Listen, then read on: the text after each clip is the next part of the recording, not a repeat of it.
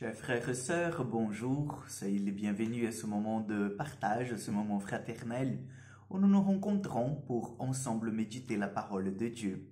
Je vous invite déjà à demander l'intercession puissante de la bienheureuse Vierge Marie et de Saint Joseph, que la Sainte Famille puisse nous aider à bien vivre ce moment de Noël qui approche, qui est déjà là parmi nous, ce moment de Noël qui vient vraiment souder nos cœurs, qui vient vraiment nous faire rencontrer ce petit enfant, notre Sauveur. Au nom du Père, du Fils et du Saint-Esprit. Amen. Je vous salue Marie, pleine de grâce. Le Seigneur est avec vous. Vous êtes bénie entre toutes les femmes. Jésus, le fruit de vos entrailles, est béni. Sainte Marie, Mère de Dieu, priez pour nous pauvres pécheurs, maintenant et à l'heure de notre mort. Amen. Notre-Dame de la Salette, priez pour nous. Chers amis, nous allons prendre l'évangile de Luc, chapitre 1, versets 57 au 66.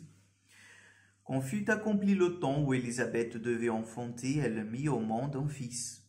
Ses voisins et sa famille apprirent que le Seigneur lui avait montré la grandeur de sa miséricorde, et ils se réjouissaient avec elle. Le 8e jour, ils vinrent pour la circoncision de l'enfant. Il voulait appeler Zacharie, du nom de son père. Mais sa mère prit la parole et déclara « Non, il s'appellera Jean. » On lui dit « Personne dans ta famille porte ce nom-là. » On demandait par signe au père comment il voulait l'appeler.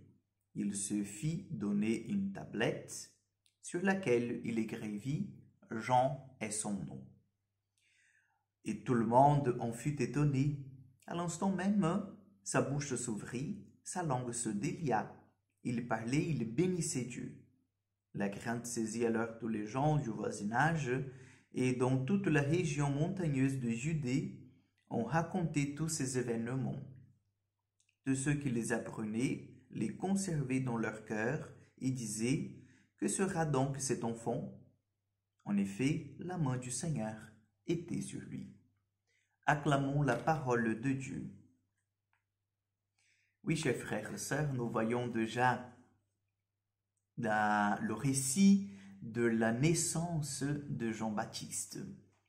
Jean, que vous savez très bien, c'est celui qui va au-devant du Seigneur pour préparer la route pour que Jésus vienne vraiment établir son règne, le règne de paix, le règne de justice, le règne d'amour.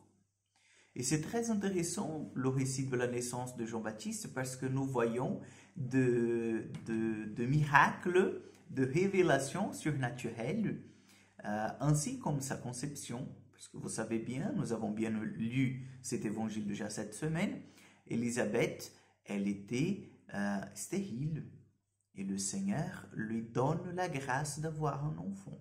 Donc déjà cette fécondité de Dieu dans la vie d'Élisabeth.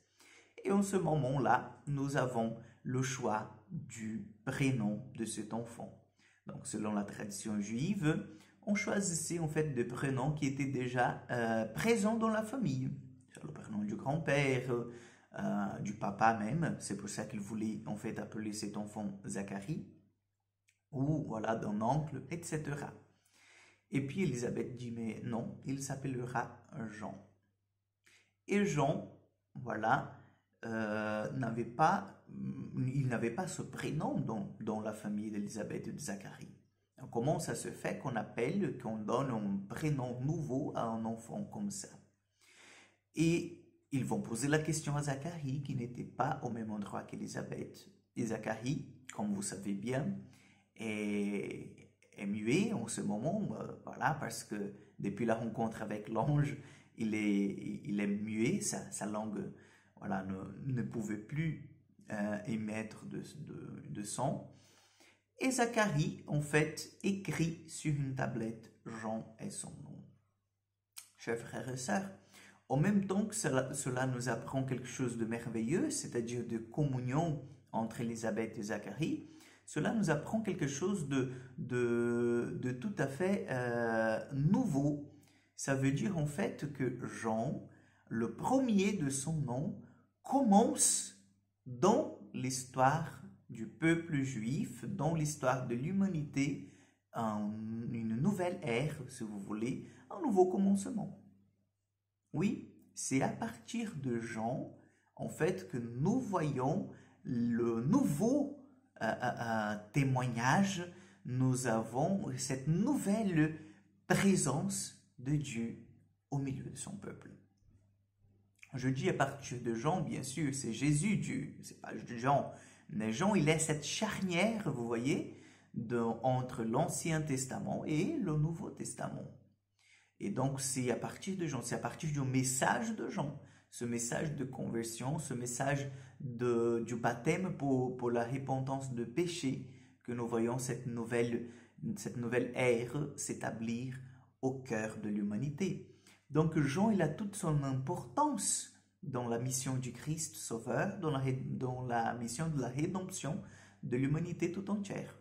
C'est pour ça que nous avons aujourd'hui, un jour avant la naissance du Christ, la naissance de Jean-Baptiste, le récit de la naissance de Jean-Baptiste, qui vient nous préparer déjà pour à tous ceux que nous allons vivre demain soir. Ça sera une grande joie, je suis sûr.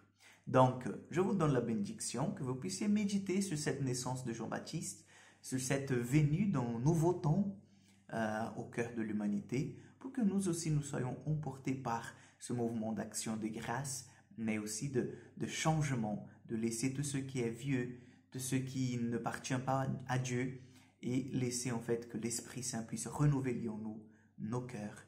Amen. Le Seigneur soit avec vous, que Dieu Tout-Puissant vous bénisse et vous garde, le Père, le Fils et le Saint-Esprit. Amen. Bonne journée, chers amis. Nous nous donnons rendez-vous demain pour que nous puissions méditer encore une fois la parole du Seigneur. Amen.